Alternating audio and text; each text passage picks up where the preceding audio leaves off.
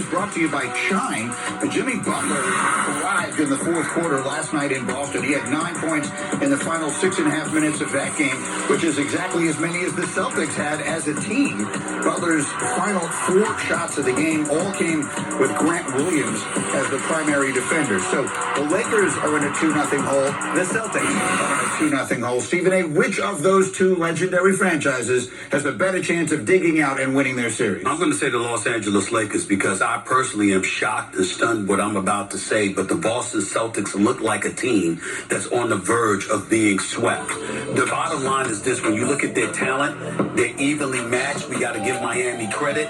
Spoelstra switching to a zone disrupts them to some degree, but I think that Spoelstra is completely outclassing Mazzulla because I think Mazzulla's ego is getting in the way, and he's trying to prove something as opposed to just going out there and coaching his team, and I think it's costing them his usage of timeout or lack thereof, stuff like that. I look at Denver against LA, and I just see an LA team that ain't in the high altitudes of the Mile High City. I expect them to be fresher, and obviously you got to use the quick hook to yank D'Angelo Russell if he ain't getting it done, because when he scores 17 or better, there's 7-0 in the postseason. When he doesn't, there's 1-6. You got to have a quick hook with him. I give the Lakers a better chance against Denver to come back than I give the Celtics a better chance of coming back against Miami right now.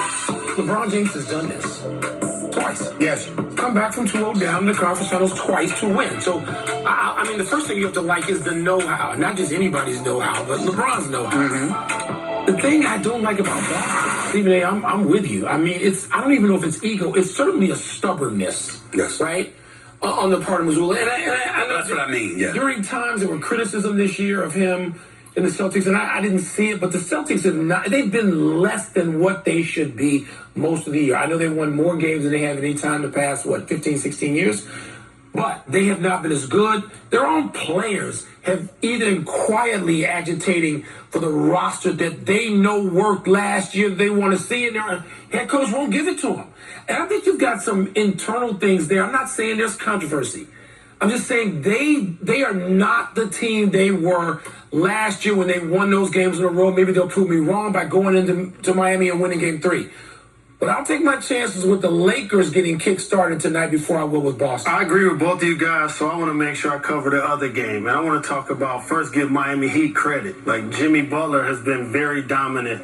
And I almost feel bad for Grant Williams because he's become the butt of the jokes when actually he's the only person that scored their last 3 buckets in the fourth quarter. But I'm laughing at him, too, because he was teasing Jimmy Butler and should just leave him alone. But the second thing you guys mentioned, coaching, going to his own, Stephen A., not calling timeouts in the previous games when the other team was on the run. But here's my most important thing that Boston has to do. You got to get your best 2 players in the action together. So many times when Tatum has the ball, Jaylen Brown's on the other side of the court, and vice versa. You got to get those guys in the pick and rolls, dribble handoffs, actions where they're working together, and that makes everybody else around them better.